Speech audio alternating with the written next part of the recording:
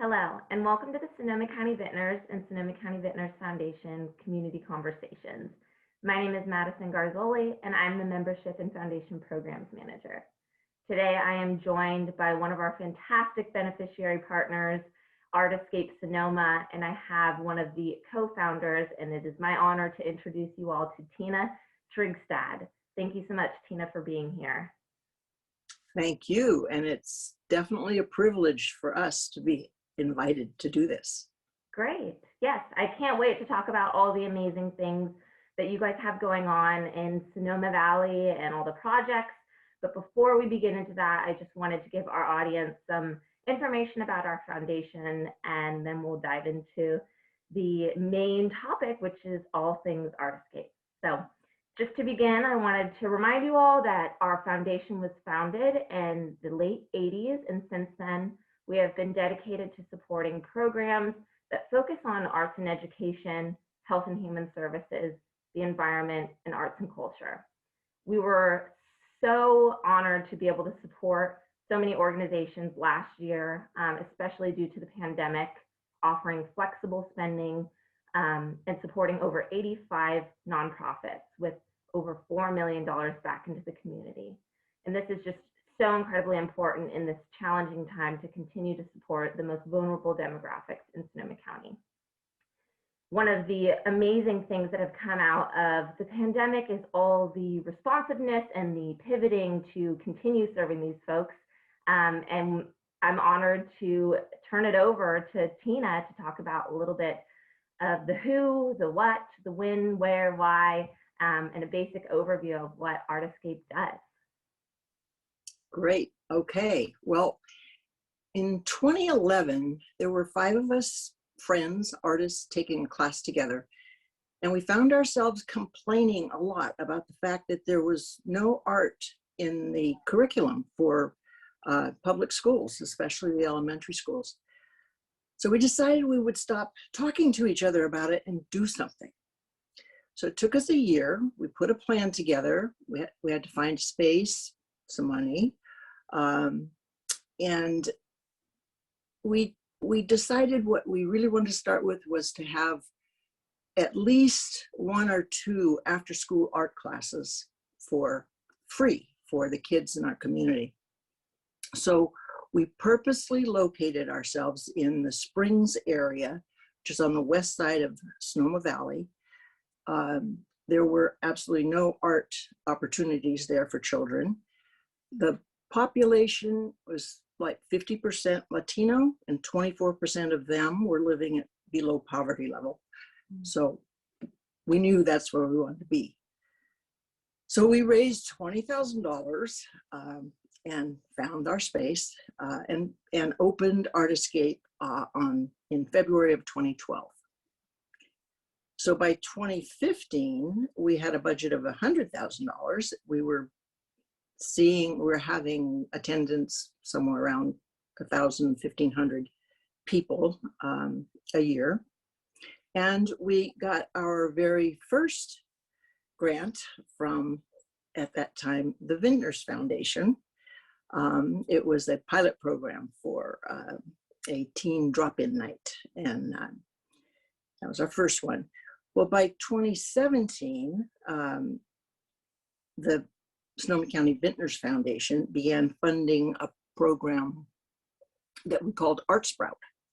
And it was for parents or grandparents with their 2 to 4-year-old toddlers. And they would come in and there would be a variety of art making activities along with stories, and it was all bilingual. And they do stories and sing songs. And we had little chats in our gallery for how one looks at art and deports themselves in an art museum. So the last piece of that little program was these parents and their children would go to the Sonoma Valley Museum of Art and actually have an experience in that kind of environment. Well, by 2020, our budget had grown to about $200,000, and we were having 3,000 participants a year. And Art Sprout was funded that year, but as everyone knows, COVID came along, and we'll talk about more about that later. But our programs are specifically designed to build life and workplace skills, to promote creative thinking. We believe that it's really important that people, especially the children, are engaged in art that helps them to have the opportunity to communicate through artistic expression, to experience different points of view, and to learn empathy for others through feedback in back and forth, kind and supportive feedback. Those are our beliefs. It's the reason we started Artscape, and it's the basis for the programs that we create and deliver. It's truly amazing the depth and breadth of your programming and how many people you've been able to support. You know, the sheer doubling of your budget is amazing. And just starting this organization in 2012, you've really grown a lot, and we've been honored to partner with you and support your programs. It's fantastic. There's so many great programs, so I kind of wanted to dive into that. But before we do, you had mentioned some of the impacts of COVID-19, and through our grants program last year, we offered some flexible spending just because we knew how impacted our nonprofit partners were going to be because of it. So I'd love if you could kind of give a few little tidbits about how you guys were able to pivot and still continue to serve children and adults in the Sonoma Valley area. Okay. Well, when they shut the classrooms down, we immediately pivoted to making art kits. We checked with our grantors to make sure that, because we had funding for programs all through 2020. Every one of our grantors was totally enthusiastic and positive about, yes, please make kits. So the first few months we made, 600 kits that were replacing the classes that had been canceled. So each kit contains illustrated bilingual instructions and all of the supplies and sometimes tools necessary to complete that project. And that's what we have done ongoing for that whole year of 2020 and now into 2021. So we design the kit, include everything. In our first several months, we were just having a pickup, no contact kind of pickup at Artscape. And then as it got further into the year and it was clear school wasn't going to start again, we decided we could use our van. We have a van, we call it Art Van Go. Love that. Yeah. And then because of that, we decided we were going to use the van to get to a wider reach of people. And we call the program Art to Go.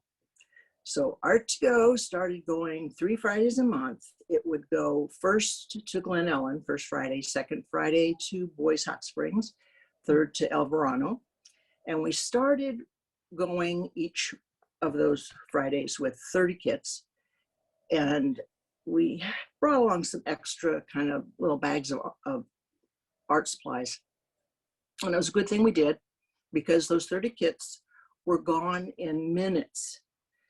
So we kept bringing these extra kits, but by the end of October, we knew we had to increase. So we went up to 60 kits each Friday. And then beginning in January, we've added 20 art kits for teens, because the 60 kits were basically for ages 7 to 12. And we also added, we had 20 kits a month for toddlers, which was, using Vintner's funding for that. So we had these sensory kits for little kids, because it's really a part of their development. So the grant funding from, the beginning of the year covered most of the cost of the supplies and most of the putting it together. And for the Art to Go for those 7 to 12-year-olds, that funding's running out at the end of this month. And the teen kits, the funding is running out at the end of April. So we are very conscious of any of the granting agencies, including the vintners, open request period, open applications. And we are definitely going to be asking for funds to continue that program. But we would never have been able to make, at this point, we've had over 3,000 kits that we've made since last March. We would never have been able to do that without funds like Vintner's funds this past year for operating costs. Because even though we get grants for program, it doesn't cover our overhead. We would never have been able to keep our staff, to pay our overhead, to do the work we did without that operating support. Really, really critical. Yes, I know. And that's been a really common theme of most nonprofits. You know, we have to make sure that there's staffing available, that there's putting together, you know, different packages or art kits in your case, having all that available. And, you know, I just like to draw attention to your social media page as well. If those of you who are watching right now have not seen already these art kits, you should take a look at the Artist Sonoma's Instagram. They're fabulous and so detailed. I was amazed of, you know, the compactness of the kits, kits, but also the comprehensiveness of how you go into it and what you're providing. It's truly remarkable. And this is not crayons and color books. This is way beyond. It's totally. So if you have an opportunity to take a look at their Instagram and their Facebook, definitely do so, because they are amazing kits. And this, you know, creative outlet for kids and teenagers at home is so important. And so we're grateful to be supporting you along this crazy journey, but are so proud of what you've been able to accomplish in this past year, given everything going on. So kudos to you and your team.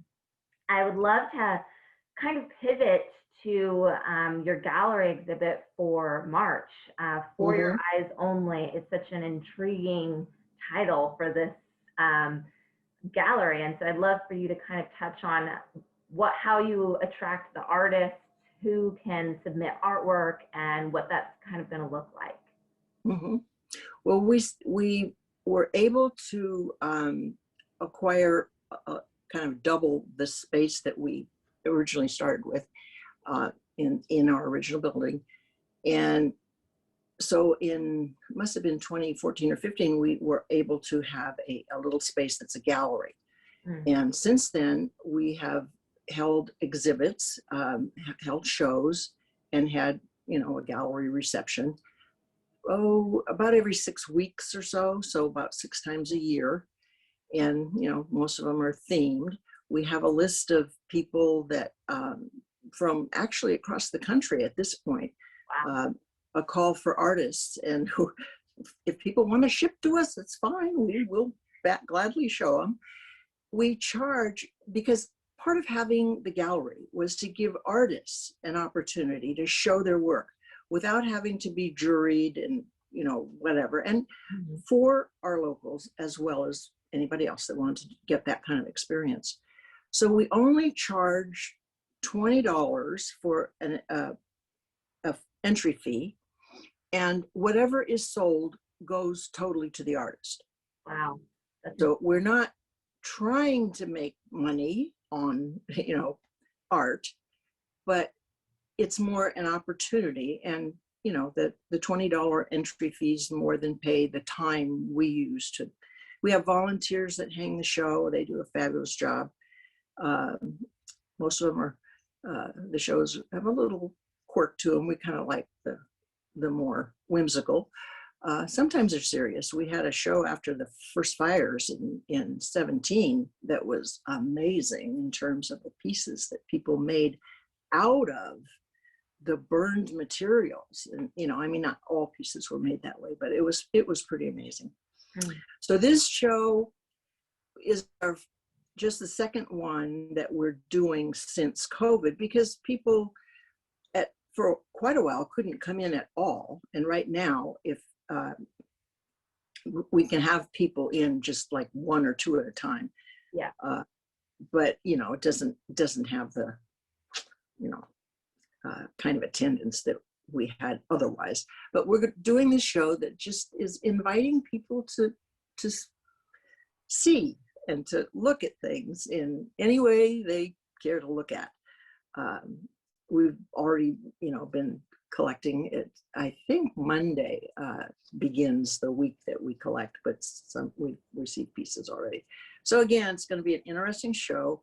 We are going to try a virtual reception, which we did, I guess the last time was a couple of months ago, 3 months maybe. We have stayed away from virtual in terms of any of our classes. Kids are just so saturated with screen time, it's awful. So we decided when we were going to do kits that these were going to be hands, eyes, imaginations, no screens. And the feedback we get from parents is, you know, thank you, you know, because they're so, you know, they're disturbed too about their kids being on screens all the time. And, you know, these kids are housebound, they're isolated. It's yeah. So the art projects, like you say, they also, they kind of bond families more, because especially for the younger kids, the parents, older sibling, get together and help them do it. So it's a family project. So it's another good side of no screens. Yeah. Anyway, so back on the art thing. So we'll probably do another virtual opening, and that will probably see, that was March 20th when we would do that. And we, you know, post that on all of our social media and whatever. Great. Yeah. That's fabulous. And, you know, as we're getting kind of in this tail end of our conversation, I'd just like to direct any of the folks that are watching, if you want to learn more, they have a fantastic site that has so much detail, photos. If you want to get involved, there's sections there. So I would just like to direct any and all people who are interested in your organization to go there, to check out your social media, because you guys do a fantastic job. So I just want to thank you also for taking time today to chat with me about some of these upcoming programs. And we so appreciate the work that you do. You know, we're grateful for the wine community, our donors, and our following for helping us make these grants possible. And we're so happy to see that you are able to continue serving the Sonoma Valley area and the children, the teens, the adults with all of your services. So we look forward to, you know, promoting you guys in the future and really spotlighting your organization, because what you do is amazing. So thank you. Thank you so much for being here. Yeah. Well, we're okay. Thanks. Thank you so much. And we will see you all next time on the Community Conversations. Yes. Thank you.